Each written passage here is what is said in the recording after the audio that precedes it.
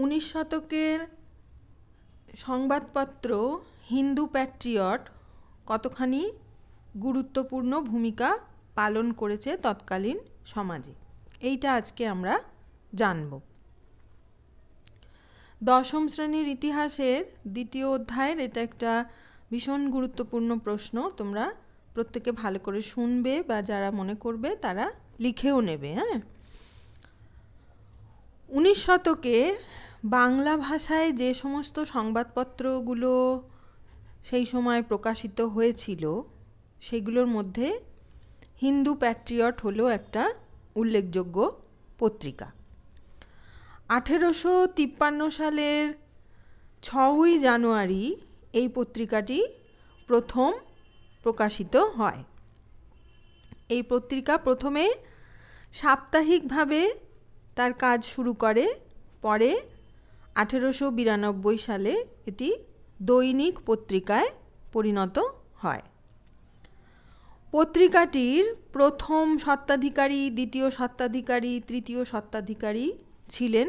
তারা হলেন মধুসূদন রায়, গিরিশচন্দ্র ঘোষ এবং হরিশচন্দ্র মুখোপাধ্যায়।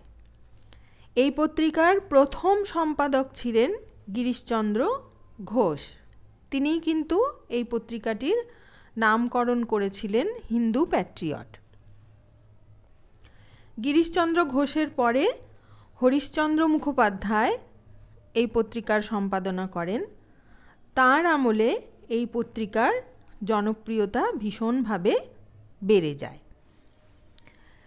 এই পত্রিকায় প্রথম থেকেই যে বিষয়টা প্রকাশিত হতো লেখার মধ্যে সেটা হচ্ছে তৎকালীন বাংলার সামাজিক শোষণ আর সাধারণ মানুষের ওপর সরকারের বা পুলিশের অত্যাচার, বাংলার নীল চাষিদের ওপর নীলকর সাহেবদের অত্যাচার, বাংলার চাল বা অন্যান্য যে সমস্ত নিত্য প্রয়োজনীয় পণ্য সেগুলোকে রপ্তানি করে মদ আমদানি করা হতো, সেটাও এই পত্রিকাতেই প্রকাশিত হয়েছে।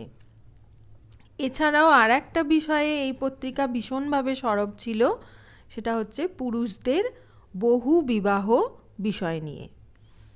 সমাজের যে সমস্ত উচ্চবিত্ত বাঙালি যারা সমাজে থেকেও দরিদ্র শ্রেণীর ওপর ভীষণভাবে শোষণ এবং অত্যাচার করত, তাদের কথাও আমরা এই পত্রিকা থেকে জানতে পারি।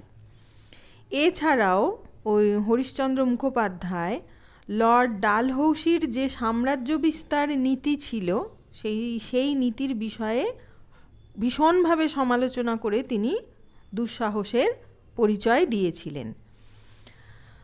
লোভনীয় সরকারি চাকরির প্রস্তাব ফিরিয়ে দিয়ে তিনি কিন্তু সরকারের বিরুদ্ধে এই প্রতিবাদ চালিয়ে গিয়েছিলেন।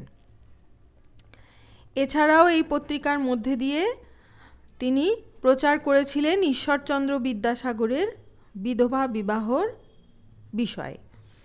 নারী শিক্ষাকে তিনি সমর্থন করে এই পত্রিকায় ভীষণভাবে প্রচার চালাতেন। তাছাড়াও সরকারি শিক্ষানীতির ওপরেও তিনি নানা প্রবন্ধ এই পত্রিকায় প্রকাশ করেন। 1855 সালে যে সাঁওতাল বিদ্রোহই একমাত্র হিন্দু প্যাট্রিয়ট পত্রিকা সমর্থন করেছিল সেটাও আমরা জানতে পারি। বাংলার কৃষকদের ওপর নীলকর সাহেবদের যে অত্যাচার চলছিল সেটাও কিন্তু 1854 খ্রিস্টাব্দ থেকে হরিশচন্দ্র এই পত্রিকায় তুলে ধরেন। এইভাবে বিভিন্ন বিষয়ের বর্ণনা এই পত্রিকাকে তৎকালীন সময়ে ভীষণভাবে জনপ্রিয় করে তুলেছিল। ঠিক আছে, ভালো করে পড়বে, এটা ইম্পর্টেন্ট কোশ্চেন তোমাদের। এটা যারা 2025 যারা মাধ্যমিক দেবে তাদের জন্য এই প্রশ্নটা ভীষণভাবে ইম্পর্টেন্ট, এবং তোমাদের সামেটিভ পরীক্ষাগুলোতে তো আসবেই। পড়ো ভালো করে।